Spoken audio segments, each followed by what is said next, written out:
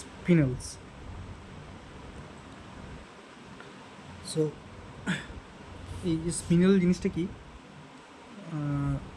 এটা একটা mixed oxide. Actually স্পিনলসগুলো আমরা পড়ি ফর মিক্সড অক্সাইড।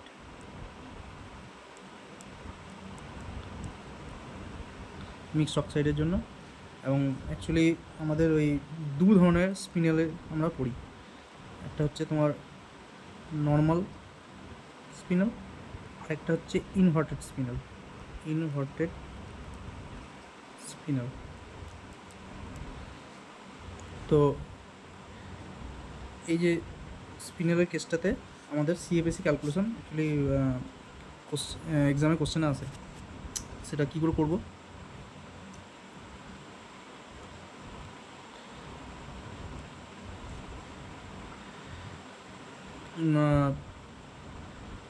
কি আমাদের একটা মানে নর্মাল স্পিনালের জন্য, নর্মাল স্পিনাল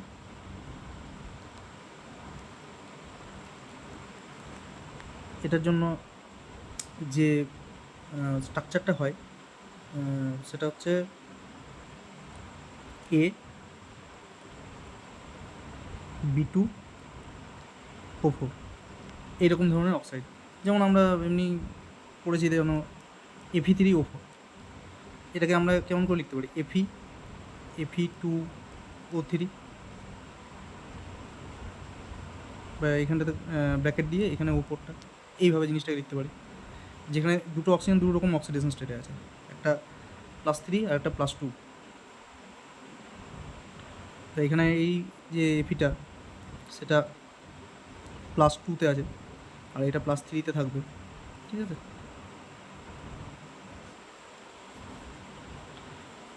এই ধরনের যে কেস, এটাকে বলা হয় নর্মাল স্পিনার, যেখানে একটা বাইভ্যালেন্ট ক্যাটায়ন থাকে আর একটা ট্রাইভ্যালেন্ট ক্যাটায়ন থাকে, ঠিক আছে? এই বিটা ট্রাইভ্যালেন্ট ক্যাটায়ন। তখন এই যে মেটালের যে এই যে মেটাল অক্সাইডটা, এখানে আমরা এটা অনেকটা ওই সলিড স্টেটের মতন কেসটা, যে ওই সলিড স্টেটের মধ্যে আমরা কি জানি যে বিভিন্ন রকম ভয়েডস থাকে। তো পার্টিকুলার যেটা +2 অক্সিডেশন স্টেটে যে ক্যাটায়নটা থাকে, সেটা আমার টেট্রাহেড্রাল ভয়েড আমার দখল করে, টেট্রাহেড্রাল ভয়েড। আর যেটা +3 অক্সিডেশন স্টেটে থাকে, সেটা আমার অক্টাহেড্রাল ভয়েড আমার দখল করে। তো এই যে টেট্রাহেড্রাল এবং অক্টাহেড্রালের ভয়েড দখল করছে, সেই হিসেবে আমার কিন্তু সিএফএসিটাও ক্যালকুলেশন হবে। টেট্রাহেড্রালের জন্য যে যেমনভাবে সিএফএসি ক্যালকুলেট করি, আর অক্টাহেড্রালের জন্য যেভাবে সিএফএসি ক্যালকুলেট করি, আমি প্রত্যেকটা মেটাল আয়নের সেইভাবে সিএফএসি ক্যালকুলেট করে সেটাকে সাম করব। এই হচ্ছে কাজ। তো আগে নর্মাল স্পিনালের একটা কেস দেখি, তারপর ইনভার্টেড স্পিনালের ব্যাপারে আসবো।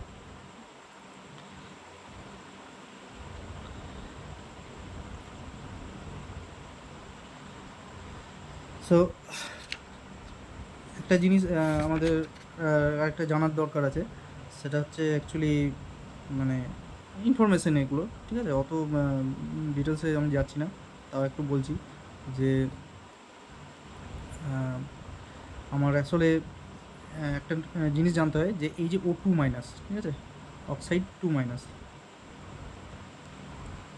এই প্রত্যেকটা অক্সাইড 2-এর জন্য, ইচ অক্সাইড 2-এর জন্য আমার দুটো করে, ঠিক আছে, দুটো করে টেট্রাহেড্রাল হোল থাকে, এবং একটা করে অক্টাহেড্রাল হোল সাপ্লাই থাকে। মানে আমার যে এই সলিড আমার যদি ক্রিস্টালটা হয়, সেখানে যদি আমার যটা অক্সাইড আয়ন থাকবে, যটা আমার অক্সাইড আয়ন থাকবে, প্রত্যেকের জন্য আমি দুটো করে টেট্রাহেড্রাল হোল পাবো, আর একটা করে অক্টাহেড্রাল হোল পাবো। তো যেহেতু এই যে স্পিনালগুলো কেস পড়ছি আমরা, সেখানে অ্যাকচুয়ালি এই O4 থাকে, ঠিক আছে, 4টে অক্সিজেন থাকে। সুতরাং 4টে অক্সিজেনের জন্য আমি 8টা অক্টাহেড্রাল 8টা টেট্রাহেড্রাল হোল পাবো।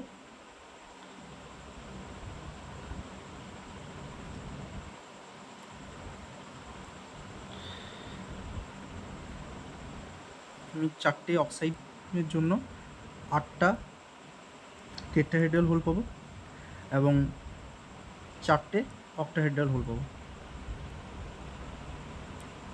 ওকে,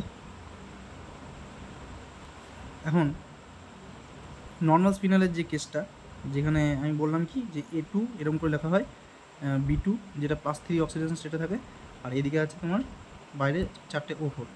তো এই যে থার্ড ব্র্যাকেটের বাইরের যেটা যে 2টা লিখছি, যেটা +2 অক্সিডেশন স্টেটে আছে, যেটা সে টেট্রাহেড্রাল হোল মানে অকুপাই করে থাকে।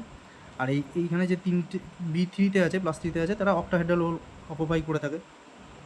তো আমার যদি 8টা টেট্রাহেড্রাল হোল থাকে, তাহলে একটা A2 আমার কটা টেট্রাহেড্রাল হোল অকুপাই করবে?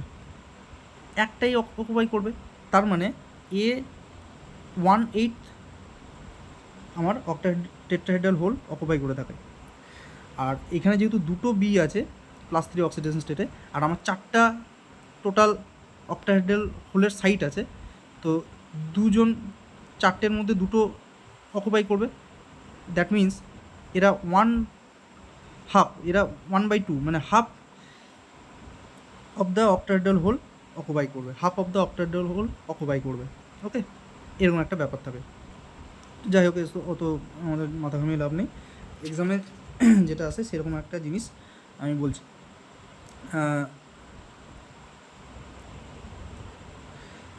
সাপোজ মনে করো এরকমই আছে Fe3O4। ওকে, এটা হচ্ছে Fe3O4 আয়রনের অক্সাইড। এখন একটা জিনিস আমাকে মাথায় রাখতে হবে যে অক্সিজেন 2- এই অক্সাইডটা কিন্তু একটা উইক ফিল্ড লাইগ্যান্ড। কি উইক ফিল্ড লাইগ্যান্ড? আর উইক ফিল্ড লাইগ্যান্ড যদি থাকে, তার মানে এ পেয়ারিং কোনো দিন করাবে না। তার মানে এইখানে আমার যত রকম আমি ইলেকট্রনিক কনফিগারেশনগুলো লিখবো, সেগুলো কিন্তু আমি সব হাই স্পিন ধরেই আমি ক্যালকুলেশনটা করবো। ঠিক আছে, কোথাও লো স্পিনের কোনো গল্প নেই, আমি ম্যাক্সিমাম আনপেয়ার্ড অবস্থায় রাখবো, এরকম একটা ব্যাপার।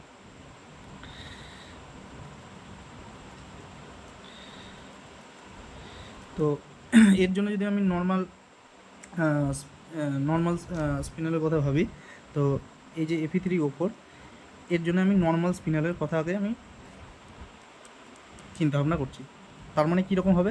একটা থার্ড ব্র্যাকেট থাকবে, সেখানে ভেতরে আমার Fe2 থাকবে, এবং সেই Fe2টা কী হবে? দুটো আয়রন আমার +3 অক্সিডেশন স্টেটে থাকবে, আর একটা আয়রন থাকবে যেটা আমার বাইরে +2 অক্সিডেশন স্টেটে থাকবে, আর একটা ভেতরে আমার বাইরে একটা O4। এইভাবে আমি জিনিসটাকে লিখি। ঠিক আছে, তাহলে এই যে +2 অক্সিডেশন স্টেটে আছে, এটাকে আমি কী বললাম? এটা আমার টেট্রাহেড্রাল হোল অকুপাই করে থাকে।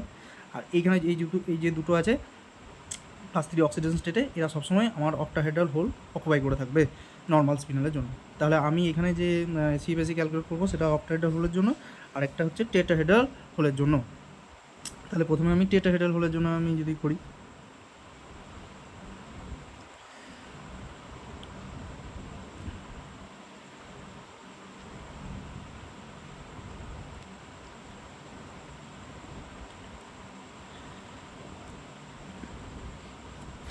তো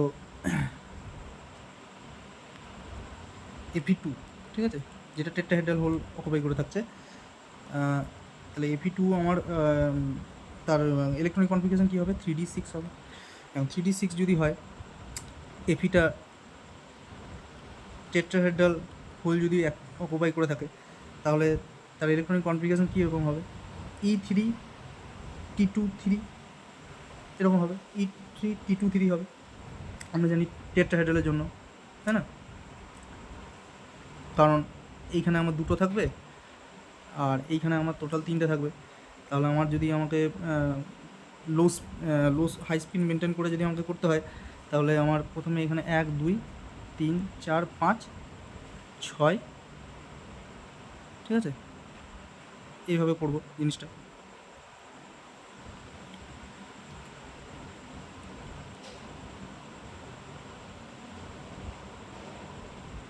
ওকে, তাহলে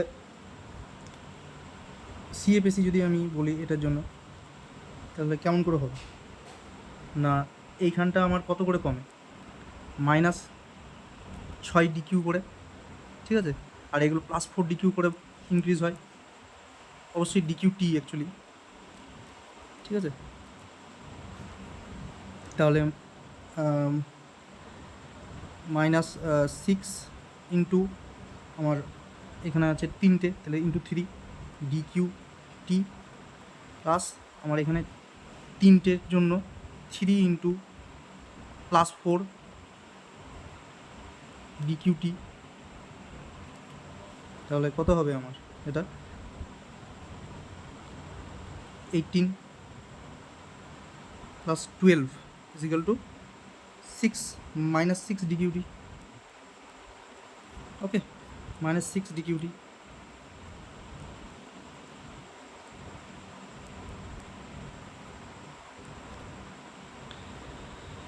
and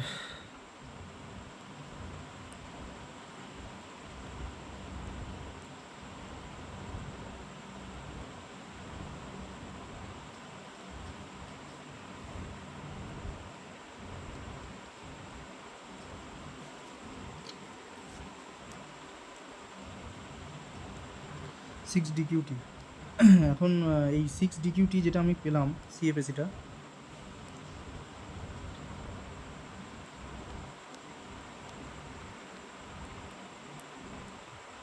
এটাকে যদি আমি অক্টাহেড্রালে কনভার্ট করতে চাই তাহলে আমাকে কী করতে হবে? 4/9 দিয়ে মাল্টিপ্লাই করে দিতে হবে। তাহলে এটা আমার ডিকিউ ও অক্টাহেড্রালের এনার্জিতে কনভার্ট হয়ে যাবে সিএফএসিটা অক্টাহেড্রাল ফর্মে। অক্টাহেড্রালের জন্য যে সিএফএসি হয় সেই অ্যামাউন্টে আমি জানতে পেরে যাব। সো এটার ভ্যালু ক্যালকুলেশন করে দেখবে মাইনাস 2.67 ডিকিউ এরকম একটা পাবে। আর আরেকটা যে এফি আছে সেটা, যেটা এফি3 অ্যাকচুয়ালি, এফি3, তো এটা খুবই সোজা, কারণ এটা হচ্ছে 3D5 সিস্টেম। এবার 3D5 সিস্টেমের জন্য আমরা জানি কি সিএফএসি আমার অ্যাকচুয়ালি জিরো হয়, সিএফএসি আমার অ্যাকচুয়ালি জিরো হয়। তো দুটো এফি3-র জন্য আমার কি আলটিমেটলি জিনিসটা জিরোই আসবে। সো জিরো যদি আসে, আমার total CFSE for the normal spinel of এফি3 ওপর, ওকে আমি লিখে দিচ্ছি, টোটাল সিএফএসি ফর নর্মাল আমার মাইনাস 2.67 ডিকিউও। ওকে, ডি5টা যদি তুমি বলো তাহলে আরেকবার আমি বলেও দিচ্ছি যে অ্যাকচুয়ালি আমার যে ডিগুলো রয়েছে 5টা, সেটা তোমার একটা ভেঙে তোমার এইখানটাতে 3টে হচ্ছে অক্টাহেড্রালে, আর এখানে 2টো থাকে, এটা তোমার ইজি, আর এখানে টি2জি। ওকে, সো 1 2 3 4 5। তো বেরি সেন্টার থেকে এইখানে আমার দেখো -4 ডিকিউ করে কমছে, আর এইখানটাতেও এখানে ডিকিউ টি অ্যাকচুয়ালি, কিন্তু এই সরি ডিকিউ করে এখানে +6 করে আমার ডিকিউ করে বাড়ছে, ইনক্রিজ হচ্ছে। তাহলে এখানে আমার 6 × 2 12 ডিকিউ ও ইনক্রিজ হয়ে যায়, আর আমার এখানে -4 × 3 -12 ডিকিউ ডিক্রিজও হয়ে যায় এনার্জি। সো আলটিমেটলি জিরো, এটা ডি5-এর জন্য জিরো সিএফএসি।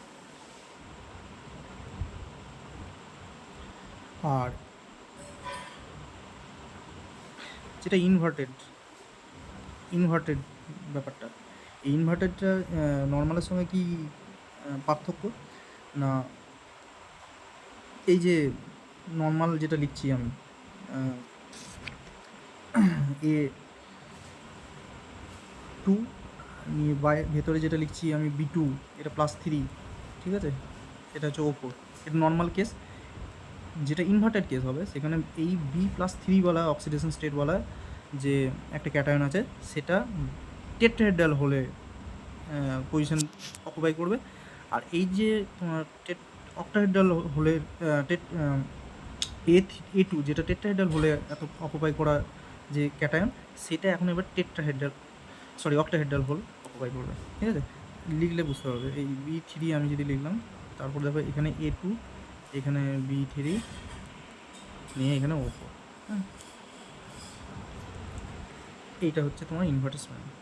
এই কেসটাকে ইনভার্টার স্প্যান হচ্ছে, যেখানে অক্টাহেড্রাল থেকে B+3 মানে +3 কোনো ক্যাটায়ন আমার টেট্রাহেড্রাল হলে গিয়ে জায়গা দখল করছে, আর একটা বাইরে মানে টেট্রাহেড্রাল হোলের যে পাঁচফু ক্যাটায়নটা এতক্ষণ অকুপাই করেছিল সেটা এবারে আমার অক্টাহেড্রাল হোলে গিয়ে, ঠিক আছে, অক্টাহেড্রাল হোলে গিয়ে পজিশন অকুপাই করছে, ঠিক আছে, এটা টেট্রাহেড্রাল।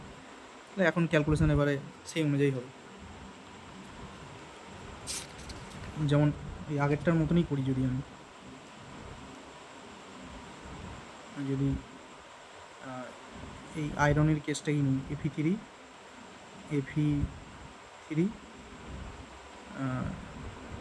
Fe2 এটা ওপর, এরকম কেসটা। তাহলে এবারে এইটা টেট্রাহেড্রাল, তাহলে আয়রন 3-র জন্য টেট্রাহেড্রাল কী হবে?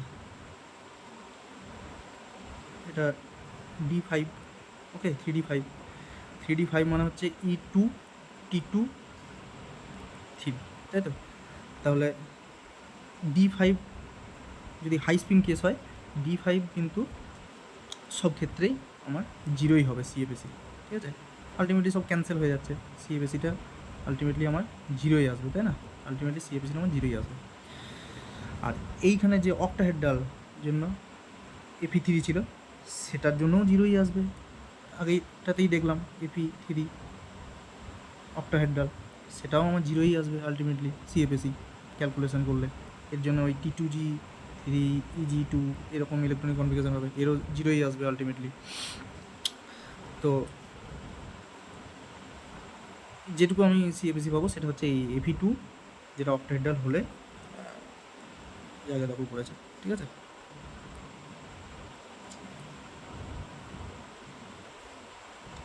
তাহলে Fe2 আমার ফর অক্টাহেড্রাল, এটা কত হবে? 3D6। 3D6 যদি হয়, তার CFSE ইলেকট্রনিক কনফিগারেশন কী হবে? T2G4 EG2, T2G4 EG2। তাহলে 4 into -4 DQO plus 2 into +6 DQO, তাহলে -24 DQO প্লাস 12, সরি এটা কি ভুলভাল করে দিলাম, -16 DQO plus 12 DQO, so equal to এটা -4 DQO। তো এটাই হবে total CFSE for inverted spin, ঠিক আছে। তার মানে আমি যদি কম্প্যারিজন করি, কিসের? নর্মাল স্পিনাল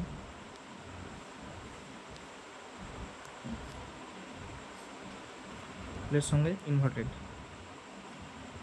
ঠিক আছে, স্পিনাল,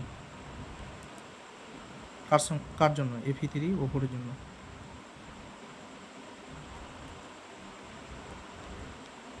তাহলে নর্মাল স্পিনালে দেখবো -2.67 DQO ভ্যালু, আর এটা হচ্ছে -4 DQO ভ্যালু।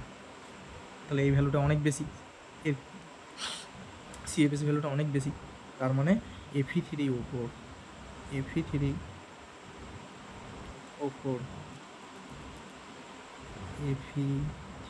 ওপর, অলওয়েজ ফেভার্স